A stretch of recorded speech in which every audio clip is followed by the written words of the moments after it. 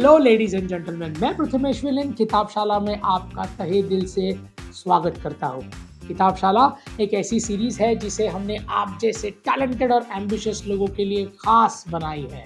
तो अगर आपको किताबें पढ़ना मुश्किल लगता है या आप किताब की साइज देखकर डर जाते हो या फिर बोर हो जाते हो तो बिल्कुल भी निश्चिंत रहिए, आप एकदम सही जगह पर आए हो। किताबशाला सीरीज आपके इन्हीं समस्याओं का पूरा समाधान है। तो आज के एपिसोड में हम बात करेंगे किताब आउटलायर्स के बारे में और जानेंगे 7 core life lessons under 7 minute. यानी कि आपको ये एपिसोड सुनने के बाद इस किताब का पूरा सारांश मिल जाएगा। चलिए फिर प्रारंभ करते हैं आज का एपिसोड, लेकिन उसके पहले आप हमारे चैनल को सब्सक्राइब कीजिए और बेल आइकन दबाना ना भूलें ताकि हमारे हर नए वीडियोस के अपडेट आपको इमीडिएटली पहुंचते रहे। एक्साइटेड? चलिए शुरू करते हैं। ऑथर मैल्कम ग्लैडवेल द्वारा लिखी गई ये किताब आउटलायर एक खजाने के नक्शे की तरह है जो हमें असाधारण सफलता की ओर ले जाती है। हमें लाइफ में कई बार ऐसा लगता है कि दूसरे हमसे ज्यादा अचीव कर रहे हैं, जबकि मेहनत तो अपने भी उठाई है। लेखक इस किताब के जरिए हमें यह समझाते हैं कि क्यों कुछ लोग साधारण होके भी असाधारण काम कर जाते हैं। वो इन आश्चर्यजनक सफलता पाने वाले लोगों को ही आउटलायर्स कहते हैं। इस किताब में कई आकर्षक कहानियां हैं जो कई रिसर्च बताती है, जैसे मानो कि जासूस सफलता की मिस्ट्री को खोज रहा हो। सफलता सिर्फ हमारे अपने टैलेंट के बारे में नहीं है, बल्कि सफल होने में अच्छे अवसर और प्रतिष्ठित का होना बहुत ज्यादा जरूरी है। तो इन एक्स्ट्रा ऑर्डिनरी लोगों ने ऐसा क्या है जो हमसे आगे निकल गए। लेखक हमें इस किताब के जरिए सफल लोगों की आदतों के बारे में बताते हैं। तो अगर आप भी ये जानने के लिए उत्सुक थे कि अद्भुत चकित करने वाली सफलता कैसे पाते हैं, तो आउटलायर्स में इसका जवाब छुपा है। तो चलिए जानते हैं इस किताब के द्वारा बताई गई 7 अद्भुत सीखें जो आपके जिंदगी को ट्रांसफॉर्म कर देगी। लेसन नंबर 1, 10,000 घंटों का नियम। 10,000 hours rule. Yes, it is 10,000। Vladimir Horowitz की एक बात याद आ रही है। उन्होंने कहा था कि साधारण और असाधारण लोगों में सिर्फ एक ही चीज का फर्क होता है और वो है अभ्यास। लेखक कहते हैं कि किसी भी चीज में महारता हासिल करने के लिए 10,000 घंटों का अभ्यास यानी कि प्रैक्टिस लगती है।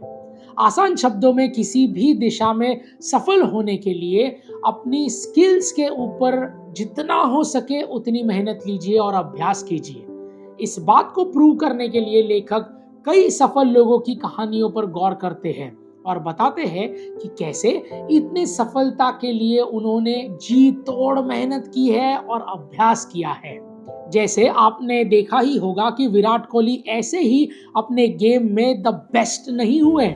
वो आज की प्रैक्टिस सबसे ज्यादा महत्व देती है और हर गेम को पहले प्रैक्टिस करते ही खेलने जाते हैं। मतलब हमें लगता है कि उन्हें क्या जरूरत है प्रैक्टिस करने की, वो तो बहुत बड़े खिलाड़ी है, वो तो बहुत माहिर है। पर वो माहिर इसके लिए है क्योंकि वो रोज प्रैक्टिस करते हैं। तो यदि आप किसी भी चीज में वास्तव में अच्छे बनना चाहते हो या बने रहना चाहते हो तो तैयार हो जाइए 10,000 घंटों की निरंतर अभ्यास के लिए, because that will make you successful. Number 2, the Matthew effect. लेखक हमें मैथ्यू इफेक्ट से परिचित कराते हैं, जिसका मतलब है कि सफलता का अवसर स्वयं ही निर्मित होता है। जिनको एक अवसर मिला है वो धीरे धीरे कई अवसर ढूंढ ही लेते हैं, और जिन्हें एक डिसएडवांटेज मिला है वो कहीं ना कहीं से डिसएडवांटेज से गिर जाते हैं। ये एक स्नोबॉल इफेक्ट की तरह है, जहां शुरुआती लाभ भले कितने ही छोटे क्यों ना हो, उपलब्धियों और अवसरों में बड़ा अंतर पैदा कर सकते हैं। मान लीजिए 2 बच्चे हैं जो गिटार सीखना चाहते हैं। एक की फैमिली उसे प्राइवेट गिटार क्लासेस लगवा देती है जहां वो पर्सनलाइज्ड ट्यूशन से सीख रहा है, लेकिन दूसरे की फैमिली के पास शायद इतना पैसा खर्च करने के लिए नहीं है, तो वो उसे स्कूल में ही गिटार सीखने के लिए कहती है। तो अब जाहिर सी बात है है ना, कि पहले वाली जो पहले का जो केस है वहाँ आपको अच्छी सीख मिलेगी, ज़्यादा मदद मिलेगी और कई अवसर भी मिलेंगे, और दूसरे वाले केस में अच्छे से सीखने शायद ही ना मिले, अच्छी गिटार ना मिले बजाने के लिए, या फिर कोई अच्छे अवसर ना मिले। तो इसी तरह जिसके पास एक छोटी सी एडवांटेज होती है बेहतर कर पाता है। बिल्कुल आसान शब्दों में अगर आपको मैथ्यू इफेक्ट के बारे में समझाऊं तो एक छोटी सफलता बड़ी सफलता की ओर आपको लेके जाती है और फिर उसके और भी बड़ी सफलता की ओर आपको लेके जाती है। It can also called as cascading impact. ऐसे नंबर 3, संस्कारित विरासत, कल्चरल लेगेसी। लेखक सफलता पर संस्कारित विरासत के प्रभाव पर प्रकाश डालती है। वो इस बात पर जोर देती है कि कैसे आपकी परवरिश, आपकी पारिवारिक पालन पोषण, सामाजिक मूल्यांकन, ये आपको जीवन में आगे बढ़ाती है। आपके कल्चरल बैकग्राउंड बहुत हद तक आपके खुद के विकास में महत्व रोल प्ले करती है। आसान भाषा में अगर कहने जाए, यानी कि आपका परिवार आपकी परवरिश कैसे कर रहा है उस पर बहुत ज्यादा चीजें निर्भर करती है, और कौन कर रहा है ये भी इंपॉर्टेंट है। ऐसे नंबर 4, समय का महत्व, importance of the time and timing. Outlier के लेखक हमें ये बताते हैं कि सही जगह पर सही समय पे होना कितना ज्यादा इंपॉर्टेंट है और कैसे प्रभाव क्रिएट होता है। वो ऐसे उदाहरण देते हैं कि जहां आपकी मेहनत सही अवसर के साथ टकरा जाती है, उसी पल आप बड़ी उपलब्धियों की ओर निकल पड़ते हो।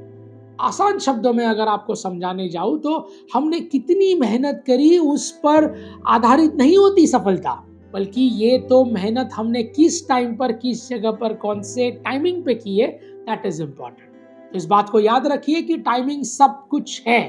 अगर आप कुछ बनना चाहते हैं, कुछ होना चाहते हैं, तो समय का ध्यान रखिए और हर चीजें समय पर करने की कोशिश कीजिए।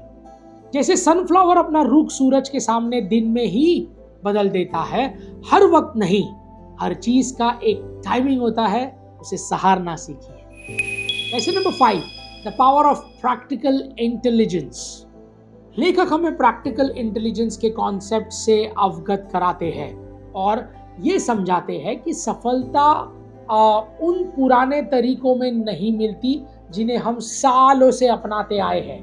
देखिए, ये एक ट्रेडिशनल इंटेलिजेंस के हिसाब से अगर कि आप अगर दौड़ में भागते रहेंगे, school, college, degree, job, so on, तो प्रैक्टिकल तरीका आपको नहीं समझ में आएगा। अपनी स्ट्रेंथ के हिसाब से अपने लाइफ के डिसीजंस लीजिए। जैसे आप किसी खेल में अपना करियर बनाना चाहते हैं या फिर एंटरप्रेन्योरशिप की तरफ बनना चाहते हैं, तो जिसमें आप मजबूत हो वो कीजिए। इस बुक का मानना है कि प्रैक्टिकल इंटेलिजेंस का मतलब है समय के साथ बदलना और प्रॉब्लम सॉल्विंग स्किल्स डेवलप करना। तो अगर आप लंबी सफलता चाहते हैं और संतुष्टि चाहते हैं तो पुराने तौर तरीकों को भूल जाइए और अपने जीवन में प्रैक्टिकल थिंकिंग और प्रैक्टिकल तरीके अपनाइए। Lesson number 6, the role of community and collaboration. Outliers में सफलता पाने में कम्युनिटी यानी कि समुदाय और कोलैबोरेशन यानी कि दूसरों से जुड़ने का महत्व बहुत ही अधिक बताया गया है। वो इस बात पर बहुत ज़्यादा जोर देते हैं कि बड़े बड़े सफल लोगों में एक दूसरे के साथ मिलकर सामूहिक मेहनत लेने की बड़ी शक्ति होती है। अकेले कोई व्यक्ति महान नहीं बन सकता। सफलता सबकी मेहनत का फल होती है।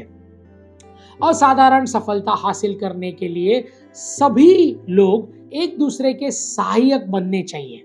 जरूरी है कि सफलता अक्सर आपको अकेले को मिले, लेकिन अगर आप सब लोग मेहनत करें तो पूरी टीम सफल हो सकती है। तो अकेले मेहनत करने के बारे में ना सोचिए, अपने लिए एक पार्टनर ढूंढिए, एक सेट ऑफ पीपल ढूंढिए और उनके साथ मेहनत लीजिए। Lesson number 7, redefining the notion of self made success. जो लोग ये बोलते हैं कि मैं सब कुछ खुद के दम पर हासिल किया है, ऐसे लोगों को आउटलायर्स चुनौती देती है। ये किताब हमसे आग्रह करती है कि हम उन भारी फैक्टर्स पर नजर डालें जिनकी वजह से हम सफलता प्राप्त कर चुके हैं। लेखक कई सफल लोगों की कहानी से ये समझाते हैं कि सफलता अक्सर खुद की मेहनत, सांस्कृतिक प्रभाव और अनोखे अवसर मिलने के वजह से ही आती है। सरल शब्दों में कहा जाए तो किताब में हमें ये सिखाती है कि अकेले काम करना बेहतर है, लेकिन सामूहिक काम करना ज़्यादा बेहतर होता है।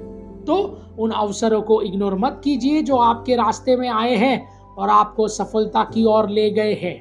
आप हो सकता है कि बिना किसी और के मदद के सफल हो गए हैं, लेकिन इंसान के अलावा भी कई चीज़ें हैं जो आपको अवसर प्रदान करती है और अच्छे से मेहनत करने के लिए प्रेरित करती है। दोस्तों, इसी के साथ हमारे इस एपिसोड के अंत तक पहुंच गए हैं। तो आप क्या समझ गए कि असाधारण सफलता कैसे मिलती है और किन लोगों को मिली है? लेखक मैल्कम ग्लैडवेल की लिखने की कला हमें ये किताब को पढ़ने पर मजबूर कर देती है और अपने परिश्रम, टैलेंट और उन नॉन लिविंग फैक्टर्स के नज़रिए भी बदल देती है। ये किताब हमें पीपल यानी कि लोग और अदर फैक्टर्स जो कि नॉन लिविंग फैक्टर्स हैं उनके बारे में समझाती है और उसका महत्व भी सिखाती है। सो लेडीज एंड जेंटलमैन, इस किताब को सिर्फ ज्ञान का खजाना समझना बिल्कुल सही है, लेकिन आपके दिमाग को सिर्फ इंफॉर्मेशन से भर देना हमारा मकसद बिल्कुल भी नहीं, बल्कि हम बस एक माध्यम है जो ये जो अद्भुत सीरीज है किताबशाला, जिसके जरिए दुनिया का सर्वश्रेष्ठ ज्ञान जो किताबों में छुपा है वो आप तक सिंपल और आसान भाषा में लाने की कोशिश कर रहे हैं। तो इस ज्ञान को सिर्फ ज्ञान ना रहने दे, इसे अपने रोजमर्रा के जीवन में इस्तेमाल करें और अपनी जिंदगी को नई ऊंचाइयों तक लेके जाए। किताबशाला के अगले एपिसोड में फिर मुलाकात होगी, जहां हम बात करेंगे किताब बिग मैजिक की, जो हमें अपनी क्रिएटिव साइड को खोजने के लिए प्रेरित करेगी। तो मिलते हैं अगले एपिसोड में। Ladies and gentleman, this is Prathamesh Weling signing off until we meet next.